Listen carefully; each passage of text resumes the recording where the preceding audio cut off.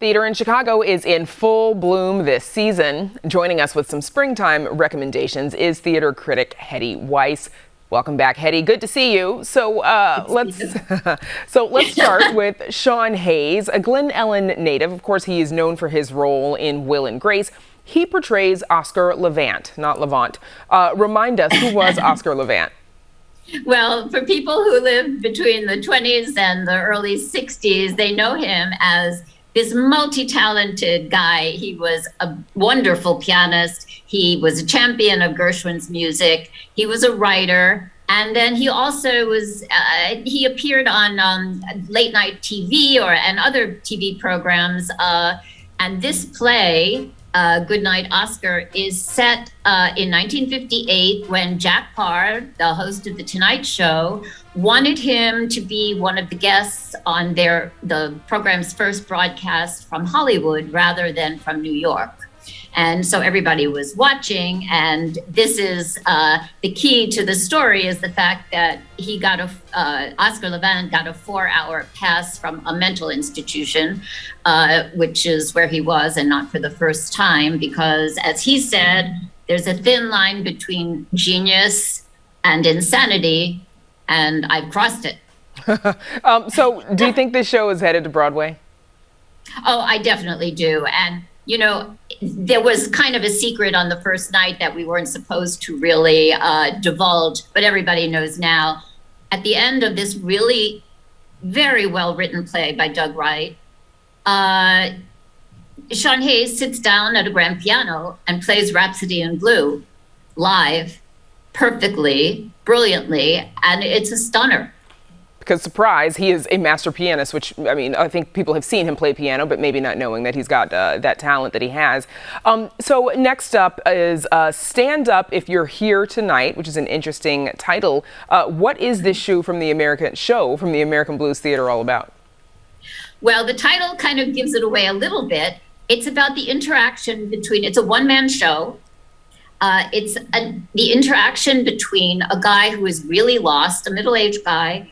And I think it has echoes of the pandemic, that he's so isolated, and he really, but it's also about the relationship between an actor who also, wasn't working during the pandemic, and the audience. So it's about making connections, and he does actually try to make connections with the audience that's right there in front of him.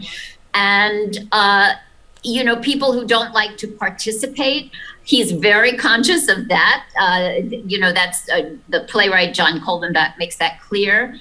But occasionally, people do something, they stand up or they hum or they, do something else. But it's a fascinating interaction. And the actor who does an absolutely brilliant job is Jim Ortlieb, who is familiar probably to theater-going audiences in Chicago from years ago, but then he's moved on to TV and Broadway and films, but he does a brilliant job. And you don't cover a lot of children's theater for us, Hedy, but you made an exception for Winnie the Pooh, obviously. That one's at the Mercury Theater. Is this a winning Winnie? Yes, it's great. It's great fun. And I have to say, the Mercury Theater, everything they're doing these days is really on a high level. This is Disney's Winnie the Pooh. It's kind of an adaptation in some ways, a live adaptation of the animated Disney film from the 1966, I think it is. And there are life-size puppets for all of the animals, but they're operated very visibly by actors. And each of these puppets has so much personality that, you really understand it. And they have all the characteristics of human beings. I think that was the charm of A.A. Milne's original stories. You know that you can talk about it as animals, but they're human animals. So, and there's a wonderful bear, and all of the other, Piglet and Kanga and butterflies, and just, it's very well done. And I have to say, the thing that really impressed me was the audience I went to was, I would say, a good 1/3 to 1/2 really tiny tots, sitting on risers and sitting on parents' laps. And there wasn't a peep. And usually, in children's shows, the parent has to go out and, settle them down or Trips whatever. to the potty or Exactly. And there was total attention for one full hour. And that says the kids must have been actually engaged. And I want to thank you for putting the warning at the end for parents. There's going to be some merchandise on display that little people are probably going to demand. So come ready for that. Finally, there are. Big display. Before we let you go, Hedy, we've got King James at Steppenwolf. Now, the title character, NBA star LeBron James, not actually a character in this show, correct? Tell us about that one. Exactly. I mean, but he's the king to the two guys who strike up a friendship based on really their fanatic fandom for this guy. They both are Ohio natives, and they're really rooting for their team, the Cavaliers. And then at some point during their friendship,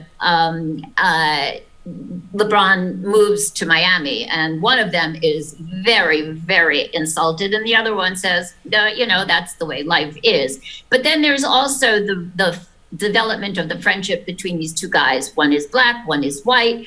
One is kind of a always failing entrepreneur, and the other one wants to be a screenwriter in Hollywood. And I won't say who actually succeeds, but it's a fascinating story about really jealousy and friendship and fandom, and it's extremely well done. Just a two-actor play, and a very good DJ who does all the intervals, which is another good piece. So it sounds like the DJ, maybe the music, are the third character in that performance. Well, not during the play, but during the intermission and before and after, and it really sets a good mood. Good to know. All right, Hedy Weiss, hope to see you at the theater. Thank you so much for joining us. Oh, thanks, Brenda. And we're back to wrap things up right after this. Chicago Tonight is made possible in part by Alexandra and John Nichols, the Jim and Kay Mabey family, the Polk Brothers Foundation, and the support of these donors.